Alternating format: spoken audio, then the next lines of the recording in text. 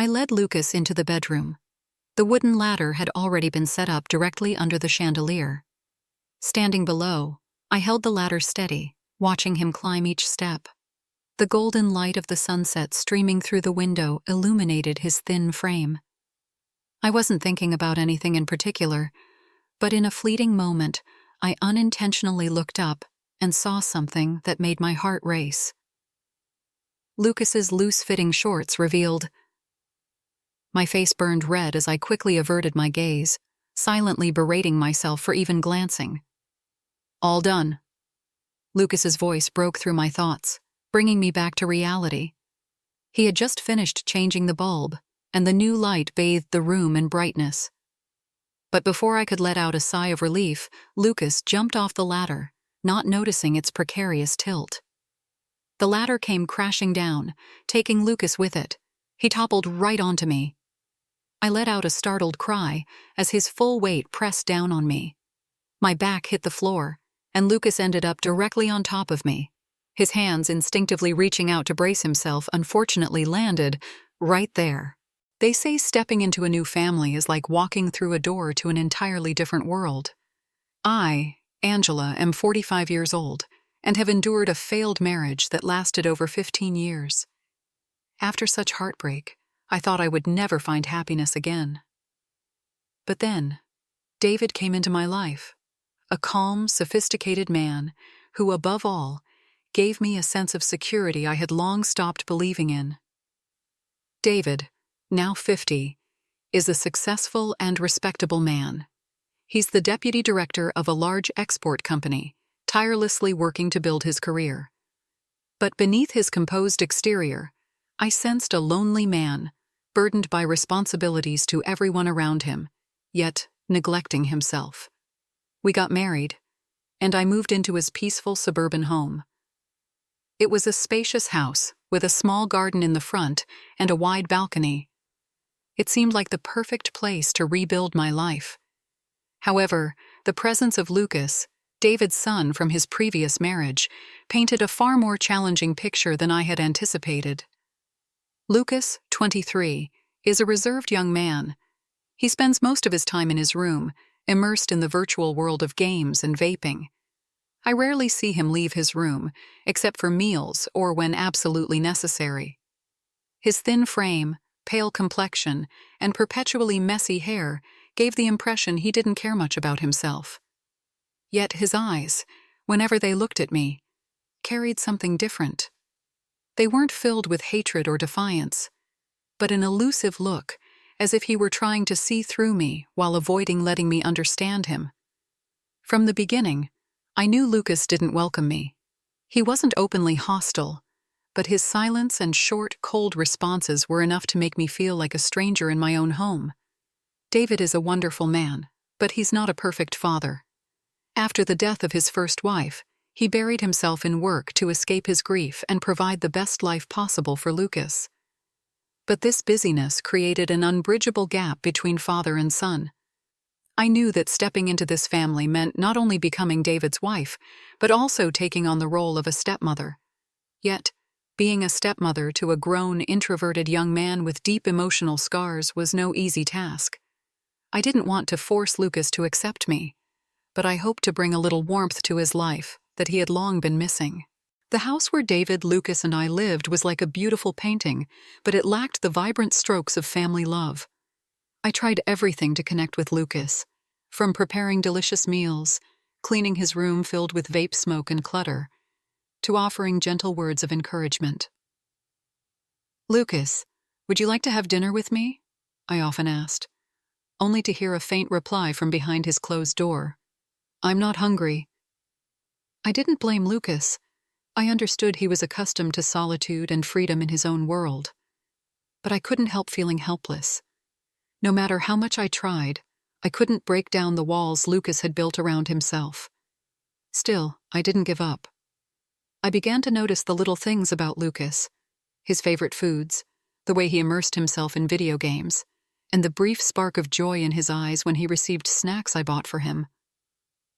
One day, I brought a tray of light snacks to his room. "Lucas, you should eat something instead of playing games all day. It's not good for your health, I said. He glanced at me, shrugged, and replied, "Thanks, Mom." That simple response warmed my heart. It was the first time I had heard Lucas say thank you. I knew the journey to reach his heart would be long, but at least I had found a small ray of hope. My life in this house wasn't perfect, but I was gradually adjusting. I understood that everything takes time, and so does Lucas. But I could never have imagined that one small incident would change everything, sending me and Lucas on a journey I could never have foreseen. That story began on a late afternoon when the light bulb in my and David's bedroom burned out, and I decided to ask Lucas for help. The soft rays of the setting sun filtered through the curtains, casting scattered patches of light on the wooden floor in the living room. I held the new light bulb I had just bought, glancing up at the chandelier where the old bulb had gone out the night before. Its height intimidated me. While changing a bulb wasn't difficult, the thought of climbing up deterred me. With David away on a business trip and no one else to ask, I found myself turning to the always closed door, behind which Lucas was lost in his own world. Standing before Lucas's door, I hesitated briefly before knocking softly. The thick wooden door muffled my knock, making it sound almost lost in the quiet air of the house. "Lucas, could you help me for a moment?" I called out, trying to keep my tone as gentle as possible, though inside I was worried he might not hear or respond. A dragging sound of footsteps approached, and the door creaked open. Lucas appeared, looking just as he usually did, a wrinkled, oversized t-shirt, loose shorts, and a mop of unkempt hair that seemed untouched for days. His weary eyes and dry lips barely moved as he asked hoarsely, "What is it, Mom?" "The light bulb in my room is out. Could you help me replace it? I've already got the ladder and a new bulb ready," I said with a smile, trying to sound casual. Lucas shrugged lightly, letting out a soft sigh. "All right," he replied, neither enthusiastic nor dismissive. I led Lucas to the bedroom. The wooden ladder was already positioned directly under the chandelier. Standing below, I held the ladder steady, watching him climb each step. The golden light from the window illuminated his slender figure. I wasn't thinking about anything in particular, but in an unguarded moment, I glanced up and was met with a sight that made my heart race. The loose-fitting shorts Lucas wore revealed. I quickly turned away, my face flushing as I berated myself for even looking. "All done." Lucas's voice pulled me back to reality. He had finished changing the bulb, and the new light bathed the room in brightness. Before I could breathe a sigh of relief, Lucas jumped down from the ladder, unaware of its instability. The ladder toppled with a loud crash, sending Lucas tumbling down toward me. I let out a startled cry as his full weight landed on me. My back hit the floor with a thud, and Lucas ended up right on top of me. His hands reflexively reached out to brace himself, but unfortunately, I was directly below him, and his hands landed in the wrong place. For a fleeting moment, I could feel Lucas's rapid breaths near my face. His eyes met mine, filled with embarrassment. I hurriedly pushed him off, and we both scrambled to our feet, each trying to regain composure. "Are you okay, Mom?" Lucas stammered, rubbing his arm awkwardly. His face flushed as he avoided looking at me. "I'm fine. Thanks for helping," I replied, my voice trembling, avoiding his gaze as well. That evening, I couldn't stop thinking about what had happened. Though it was just a minor accident, the image of Lucas and the strange look in his eyes lingered in my mind. I kept telling myself I was overreacting, that it was nothing more than an innocent incident. Yet the confusion in my heart said otherwise. Trying to shake off the awkwardness, I prepared a tray of snacks with some of Lucas's favorite treats and knocked on his door. "Lucas, I brought you some food. You should eat something instead of gaming all day," I said. The door opened, and Lucas stood there, his eyes showing a hint of surprise. He glanced at the tray before softly saying, "Thanks, Mom." I stepped into his room, glancing around at the cluttered space filled with empty snack wrappers and the lingering scent of vape smoke. I didn't scold Lucas, but I couldn't help feeling a twinge of sadness. "Lucas, have you ever thought about finding a job? Staying home all the time isn't good for you," I asked, keeping my tone gentle. Lucas shrugged, his eyes drifting back to the computer screen. I don't know. Who would want to hire someone like me? His words caught in my throat. I could sense the deep insecurity in his voice, but I didn't know how to comfort him. Since that incident, I began noticing small changes in Lucas. He no longer completely avoided me, and even started helping out with small chores around the house. Though these changes were subtle, they gave me a glimmer of hope, a small step forward in our relationship. I never expected that from such an awkward moment. Everything in this house would begin to change, slowly but surely, and in ways that could never be undone. I sat at my vanity table, gazing at my reflection in the mirror. The face staring back at me bore a few new wrinkles, and my tired eyes reflected the long days of trying to balance everything within the family. I wondered if I had done enough to pull Lucas out of his shell.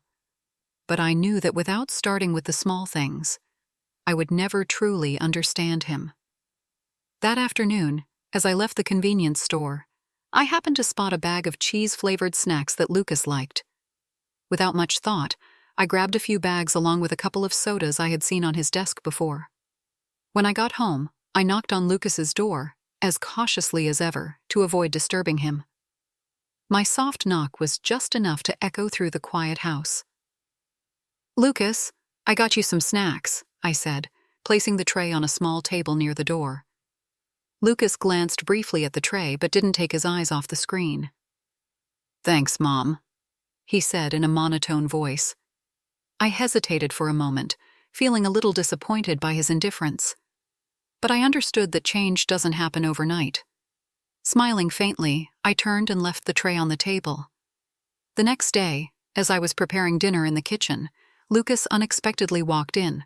He was holding one of the snack bags I had bought the day before. "Did you get this for me?"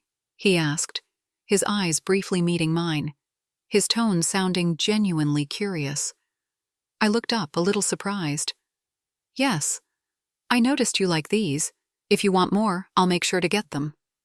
Lucas gave a slight smile, a small one, but it was enough to warm my heart. "Thanks, Mom," he said before turning and leaving the kitchen. That moment, though small, gave me a glimmer of hope. For the first time, I saw Lucas actively respond to my care. One afternoon, while Lucas was out, I decided to clean his room. I knew he didn't like anyone touching his personal space, but seeing the clutter of snack wrappers, soda cans, and the pervasive smell of vape smoke, I couldn't just sit idly by. I gently wiped the furniture, gathered the scattered cans, and opened the window to let fresh air in. As I was adjusting the chair, the door suddenly swung open. Lucas stepped in, freezing in his tracks when he saw me. "Mom, what are you doing?"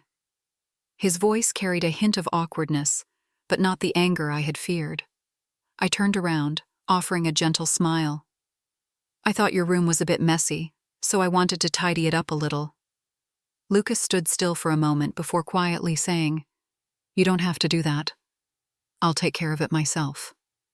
I sensed gratitude in his eyes, even though he tried to hide it. "All right, but make sure you clean up next time," I said, placing a hand lightly on his shoulder. He flinched slightly at the touch, but then nodded without saying anything more. That evening, as I was watching TV in the living room, Lucas emerged from his room, holding a soda bottle. "Mom, can I sit here?" he asked, his gaze a little hesitant. "Of course," I replied, delighted by his initiative. I made space for him on the sofa, thinking this might be an opportunity to learn more about him. We sat in silence for a while. Lucas opened his soda, took a small sip, then spoke. "Mom, do you like working at the convenience store?" I was a bit surprised, but quickly responded, "Yes, I do. It's not a big job, but it makes me happy. I get to meet many people and feel like I'm contributing something meaningful." Lucas nodded slightly, his eyes fixed on me. "I think you're good at everything you do. You're really different from others." His words caught me off guard. My heart warmed at the sincerity in his voice. "Thank you, Lucas. But I believe you can achieve great things too, if you want to." Lucas didn't respond, only smiled faintly. But I knew it wasn't just an ordinary smile. It was a sign of change, a first step for Lucas to open up to me and to the world outside. In the days that followed, I noticed Lucas spending more time outside his room. He started helping me with small chores around the house and occasionally asked about my work. I felt the invisible distance between us gradually disappearing. But deep down, I couldn't help wondering, was I venturing too close into his world? That morning I stood in the kitchen, feeling as though my entire body was engulfed in a storm of emotions I couldn't quite name. I tried to focus on preparing breakfast, but my hands trembled uncontrollably. The sound of the knife hitting the cutting board was sharp and jarring, echoing the instability in my mind. Lucas walked into the kitchen, still looking half asleep. I heard his footsteps from a distance, steady but somehow making my heart race in an inexplicable way. He paused at the doorway, his eyes briefly meeting mine before shifting to the dining table. "Mom," Lucas began, his voice slow, as if weighing his words carefully. I turned around, trying to appear as normal as possible. "What is it, Lucas?" He shook his head, his lips pressing together as though he wanted to say something but couldn't. "Nothing. Just, thanks for making breakfast." His short expression of gratitude felt like a gentle breeze, yet it left an unfamiliar sensation lingering in me. I nodded, hiding my awkwardness. "It's nothing. Eat up before it gets cold." Lucas sat at the table, his eyes resting on the glass of orange juice I had just placed in front of him. He remained silent, saying nothing more, but the atmosphere between us seemed to have shifted.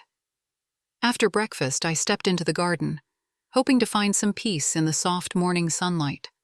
A light breeze carried the faint scent of jasmine, but it wasn't enough to calm my turbulent thoughts. I sat down on the wooden chair beneath the tree, my mind swirling with thoughts about Lucas.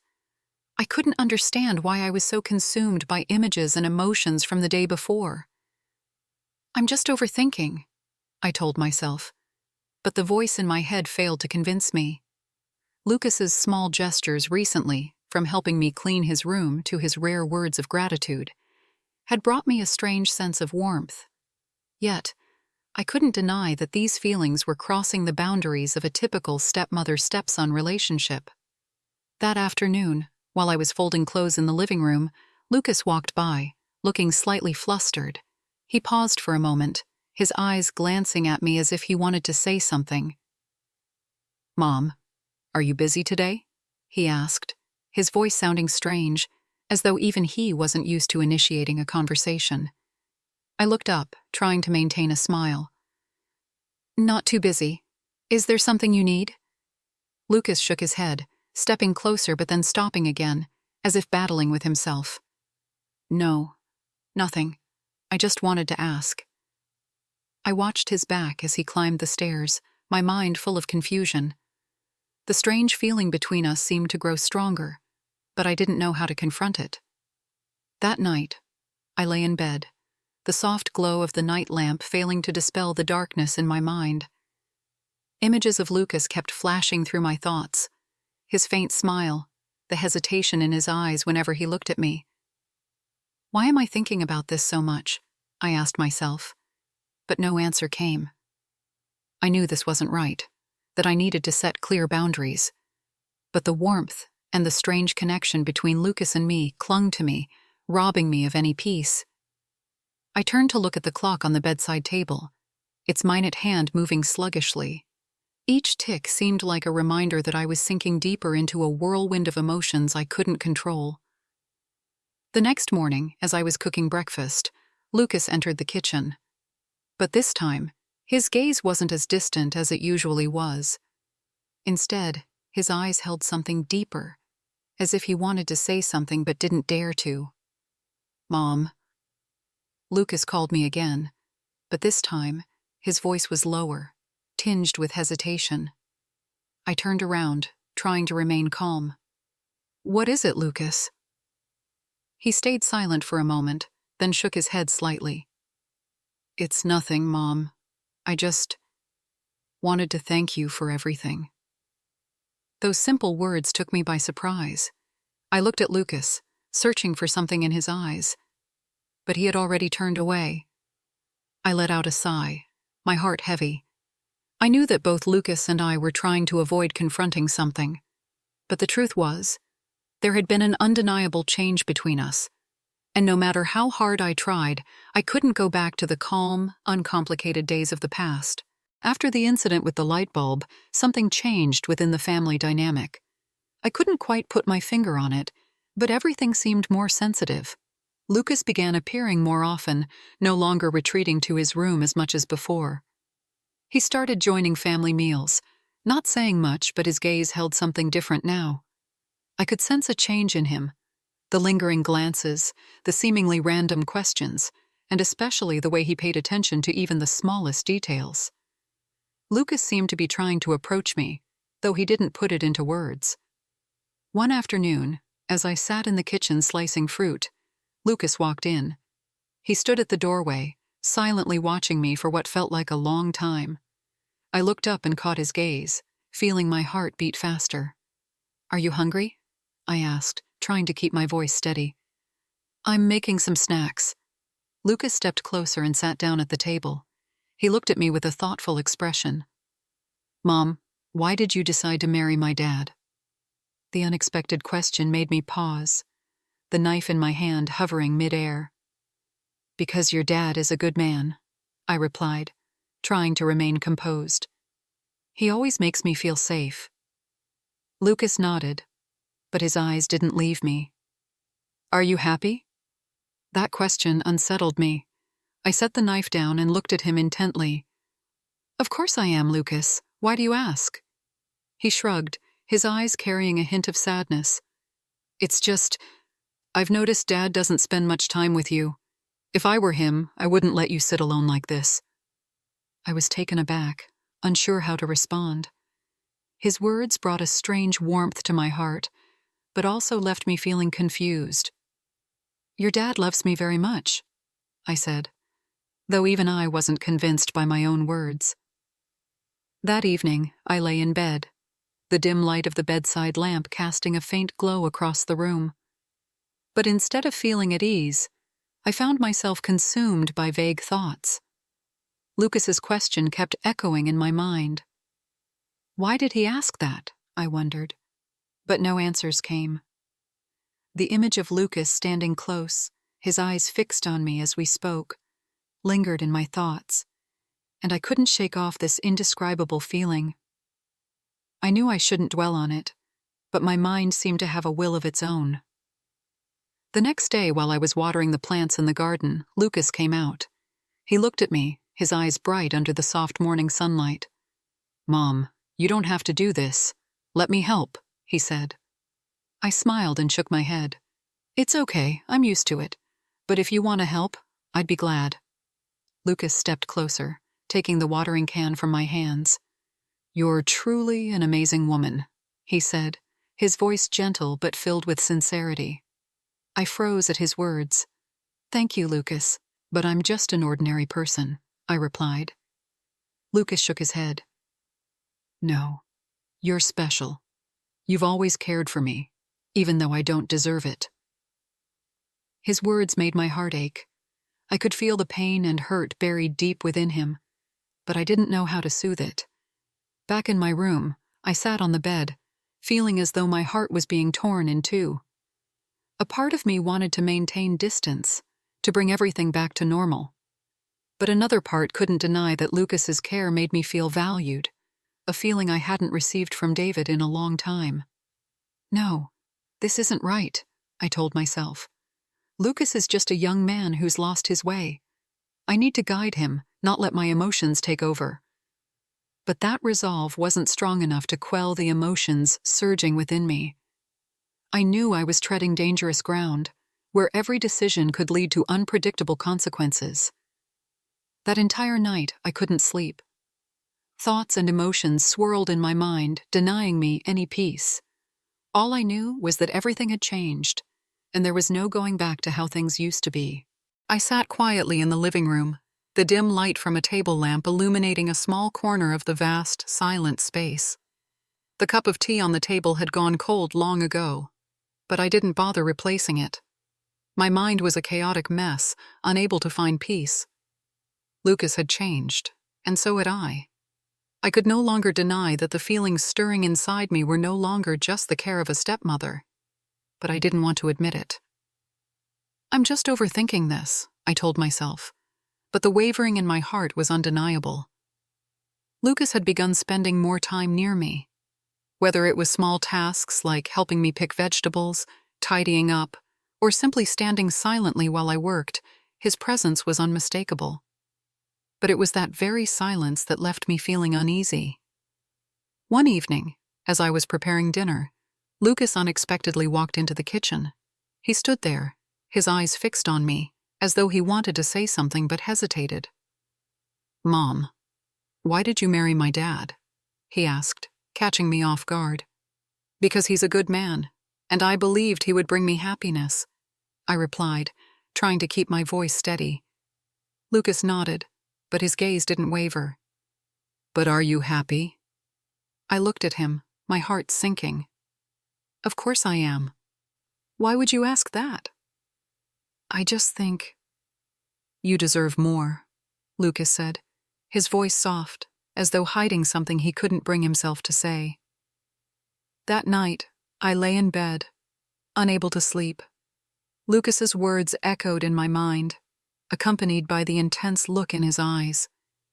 I felt as though I was being pulled into a whirlwind of emotions, with no way out. I knew that Lucas was just a young man, and I was an adult, his stepmother. But the way he looked at me, the way he lingered near, made it impossible to ignore that things were no longer simple. I asked myself, who am I in this story? A stepmother trying to fulfill her duties, or someone letting herself be swept away by emotions? One night, while I was tidying up the living room, Lucas stepped out of his room. His gaze was softer than usual as he looked at me. "Mom, you don't have to do all this by yourself. Let me help," he said, stepping forward to take the cleaning cloth from my hands. I smiled, trying to maintain a safe distance. "It's okay, I'm used to it. But if you want to help, I'd be happy." Lucas moved closer, his eyes holding something unspoken. "Mom, you're truly special. I don't know how to explain it, but you're unlike anyone else I've ever met." I froze at his words, my heart tightening, though I tried to mask my emotions. "Thank you, Lucas. But I'm just an ordinary person," I said. Lucas gently shook his head, his eyes lighting up slightly. "No, you're not ordinary. You've made me feel cared for, appreciated. That means a lot to me." After Lucas returned to his room, I sat down on the sofa, feeling as though I had just weathered a storm. His words weren't just compliments. I knew there was something deeper behind them, an emotion neither of us dared to confront. I told myself that I needed to stop. I had to maintain a boundary, to put an end to this confusion. Lucas needed a guide, a mother, not someone grappling with her own conflicted feelings. But as I reflected on everything that had happened over the past days, I realized things had spiraled far beyond my control. Lucas was no longer just my husband's son. He was a young man with emotions I couldn't deny. And I was a woman lost in the fragile boundaries between morality and emotion. I felt guilty, yet at the same time, I couldn't ignore the very human, very real feelings stirring within me, feelings I couldn't name. Could I hold firm to my resolve, or would everything slip out of my hands, leading to an outcome no one wanted? That question played over and over in my mind, like a reminder that every decision I made from this point on would shape the future of this family. I sat quietly on the bed, staring out the window. The faint moonlight filtered through the curtains, casting a pale glow across the room. I had tried closing my eyes, tried letting my mind drift into the calm of sleep, but my thoughts clung to me like an inescapable shadow. Then suddenly, a soft knock sounded at the door. Gentle, but enough to startle me. I looked up, unease rising in my chest. The door slowly creaked open and Lucas stepped in. He looked thinner than usual, his eyes heavy with thought and burden. "Lucas? What's the matter? It's late," I asked, trying to keep my voice steady. He took a deep breath, as though gathering all his courage to say something. "Mom, I'm sorry, but I can't keep this in anymore. I have to say it." I felt my back stiffen. His words carried an odd weight, and a terrible premonition washed over me like a wave. "Go on, Lucas. What is it?" I tried to sound calm, but my voice wavered slightly. Lucas took another step into the room, his eyes reddened, as though he was bearing an unbearable pain. I don't know how to put this, but I think I have feelings for you." It felt as though the ground beneath me had collapsed. All the sounds around me faded into silence, leaving only the pounding of my heart in my ears. I stared at him, unable to believe what I'd just heard. "Lucas, what are you saying? We're family. This is wrong, completely wrong." Lucas lowered his head, his voice trembling. "I know that, Mom. I've tried, but I can't control it. I just wanted you to know, and I'll try to move on." I stepped back, feeling my legs trembling beneath me. My emotions were so tangled I couldn't find the words to express them. I wanted to scream, to make everything clear, but at the same time, I couldn't ignore the raw, painful sincerity in Lucas's voice. "Lucas, you need to stop this, right now," I said, trying to keep my tone firm. "I'm your father's wife, and you know this is wrong. We can't let this continue." Lucas looked at me, his eyes filled with anguish. He nodded, then turned and walked out of the room, leaving me drowning in a sea of chaotic emotions. After Lucas left, I collapsed onto the bed, feeling as though all the strength had drained from me. I buried my face in my hands, hot tears streaming down my cheeks. I couldn't believe it had come to this. How did it get this far? What did I do wrong? I asked myself, but no answers came. I knew Lucas wasn't the only one at fault. The emotions within me, the moments of weakness when I felt noticed and valued, had made everything worse. I felt disgusted with myself for letting such thoughts even surface. While I was still lost in my thoughts, the sound of the front door opening suddenly broke the silence. David had returned earlier than expected. I quickly wiped away my tears, trying to regain my composure. "You're back early?" I asked, trying to keep my voice as natural as possible. David stepped inside, his face showing signs of fatigue, but his eyes lit up when he saw me. "I finished my work sooner than planned, so I came back. I didn't want to leave you alone." A sharp pain pierced my heart. David's affectionate words felt like a dagger, reminding me of his loyalty and trust, things I was teetering on the edge of betraying. "You look tired. Is something wrong?" David placed a hand on my shoulder, his eyes full of concern. I shook my head, forcing a smile. "No, just a bit stressed about some trivial things around the house." David said nothing more, but his gaze seemed to search my soul. He nodded lightly and said, "All right, go get some rest. I'll take care of the rest." I returned to my room and sat on the bed, unable to sleep. I gazed out the window, the faint moonlight reflecting the turmoil in my heart like a mirror. What should I do? I asked myself. But no answer came. I knew I needed to put an end to this immediately, but I also knew emotions weren't so easily controlled. Lucas needed help, and I had to find a way to bring everything back on track before it spiraled out of control. Would I have the strength to confront the feelings within me? And could Lucas manage to control himself, or would everything continue to escalate? The story had reached its most critical moment, where one wrong move could lead to the collapse of everything. That week, when David returned from his long business trip, I immediately sensed a change in the atmosphere of the house. David, always composed and calm, seemed to be observing everything around him with a more scrutinizing gaze than usual. I tried to act natural, but his watchful eyes made me uneasy. During dinner, an unusual silence hung over the table. Lucas kept his head down, fiddling with his chopsticks, saying nothing. Breaking the silence, David suddenly spoke. "Lucas, what's going on with you lately? You don't seem okay." I froze, my heart sinking at the question.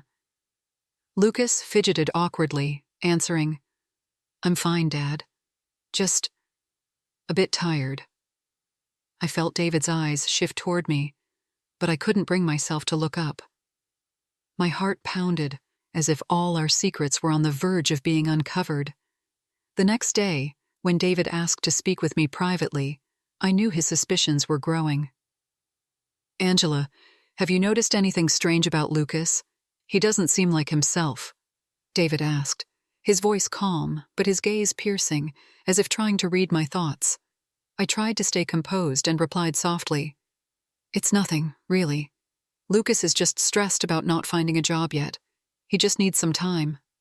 David said nothing more, but his eyes betrayed his lingering doubts. I knew he was quietly watching us. And then, late one night, things took a turn for the worse. I was just about to head to the bedroom when I heard David's footsteps in the hallway. Startled, I stepped out and saw him standing in front of Lucas's door.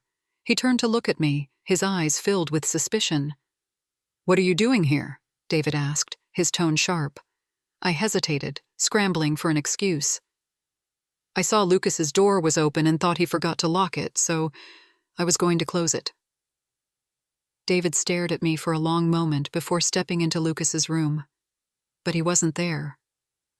My heart raced as I heard David's voice cut through the tense silence.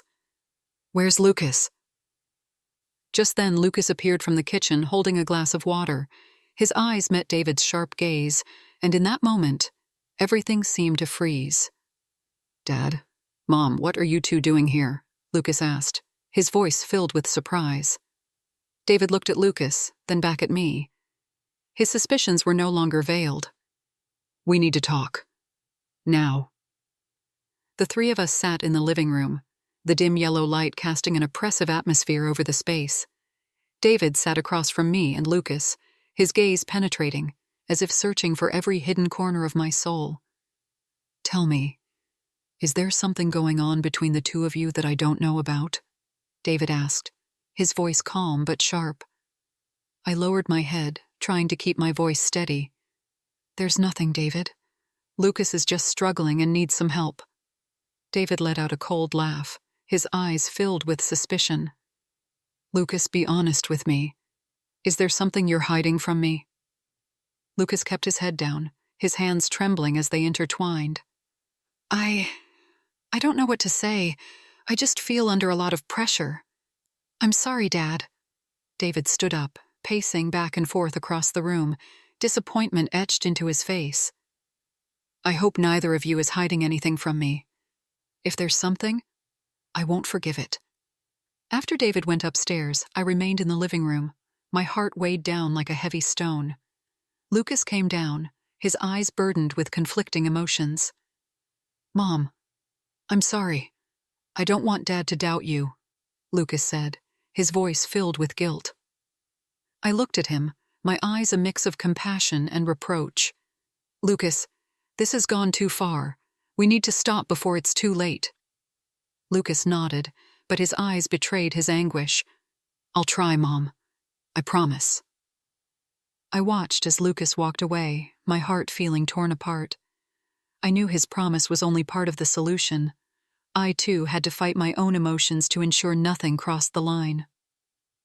The next morning, as we sat together for breakfast, David looked straight at me, his eyes quiet, but filled with pressure.